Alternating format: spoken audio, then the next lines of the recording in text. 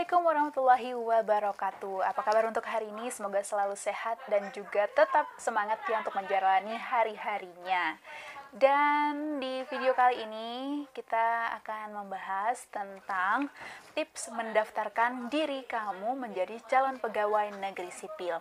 Sebelum kamu nonton video ini sampai habis, jangan lupa like, komen, dan juga subscribe.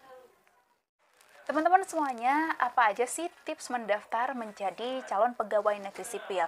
Yang pertama adalah jangan mendaftar di ponsel kalian.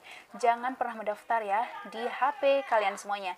Karena kenapa? Ini sangat membuat cara untuk mendaftarkan ini menjadi lebih susah karena BKN mengungkapkan bahwa pelamar dilarang melakukan pendaftaran lewat ponsel karena ini untuk menghindari data yang crash atau meminimalisir terjadinya kesalahan input. Karena kenapa? Handphone itu kan kecil ya daripada komputer ataupun laptop yang bisa kita lihat apakah sudah kita upload, apakah kita sudah menginput data-data ataupun dokumen seperti itu. Sedangkan kalau handphone itu dia ukurannya lebih kecil, jadi kita harus scroll lagi ke atas ataupun kita harus membesar ataupun mengecilkan ukuran layar dari handphone kita. Jadi sangat dihindari ya untuk menggunakan handphone ketika kamu mendaftar menjadi calon pegawai negeri sipil.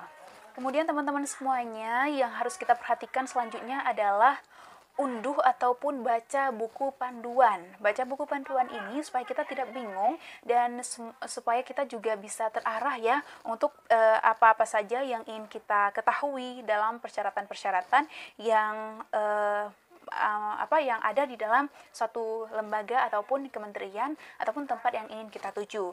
Kalau misalkan di BKN ini biasanya telah mencantumkan nomor instansi yang ingin dituju sehingga bisa kita langsung bertanya kalau ada sesuatu yang masih bingung ataupun kurang dimengerti seperti itu.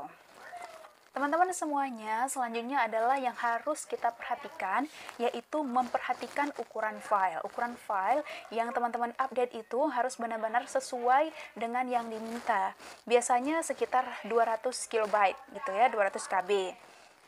Nah, selanjutnya seperti dokumen-dokumen penting ya yang teman-teman punya seperti kartu keluarga, KTP, ijazah, transkrip nilai, pas foto, dan juga berkas-berkas penting seperti sertifikat dan lainnya ya dengan ketentuan instansi yang meminta itu ya.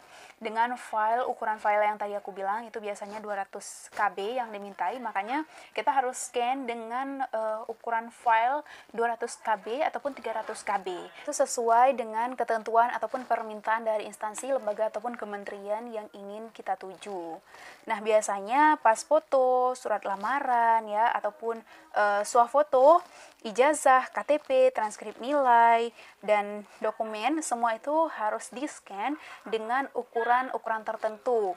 Misalkan pas foto maksimalnya 200 KB, kemudian KTP 200 KB, ijazah, sertifikat biasanya itu 800 KB. Ini semua tergantung kepada instansi. Makanya kenapa semua kita harus melihat ya di instansi yang ingin kita daftar, di situ semua sudah tertera ya berapa KB yang harus kita unggah gitu.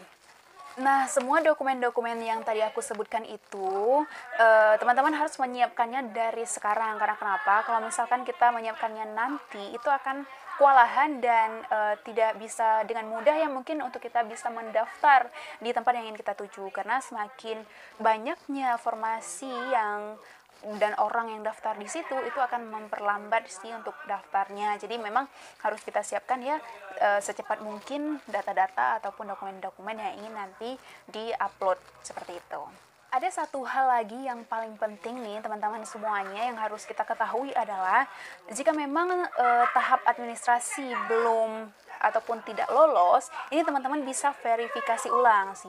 Dan itu aku tahu juga dari tahun lalu ya, ada teman aku itu yang sudah mendaftar administrasinya kemudian tidak lolos, kita bisa verifikasi ulang. Nah, jika kamu juga seperti itu, mungkin dokumen-dokumen yang disiapkan ini dianggap mungkin sudah lengkap tetapi belum memenuhi ketentuan atau syarat, ini ada waktu singgah namanya. Waktu sanggah maksud aku ya. Waktu sanggah ini adalah waktu yang diberikan untuk kita menyanggah ataupun mengupload verifikasi ulang berkas-berkas yang kira-kira belum memenuhi syarat. Biasanya nih teman-teman, untuk waktu sanggah ini setelah pengumuman 3 hari ya waktunya, setelah pengumuman kita bisa menyanggah dokumen-dokumen lewat portal web SSCN. Jadi teman-teman itu selalu harus pantau nih, dan juga selalu harus gercep ya, harus benar-benar perhatikan dengan teliti apakah sudah benar ataupun belum lengkap. Teman-teman ini harus benar-benar meneliti benar lah untuk semua ini, jadi jangan salah gitu. Oke teman-teman semuanya, mungkin hanya ini aja ya dulu tips untuk mendaftar sebagai calon pegawai negeri sipil. Nah, jadi jika teman-teman semuanya tertarik untuk mendaftarkan diri menjadi calon pegawai negeri sipil, maka siapkan diri kalian mulai dari sekarang. Jangan lengah ya untuk terus selalu memantau portal ataupun info-info tentang pembukaan ataupun pendaftaran di tempat-tempat yang ingin teman-teman tuju nantinya. Oke, terima kasih telah menonton video ini. Jangan lupa like, komen, dan juga subscribe. Sampai ketemu di lain kesempatan. Wassalamualaikum.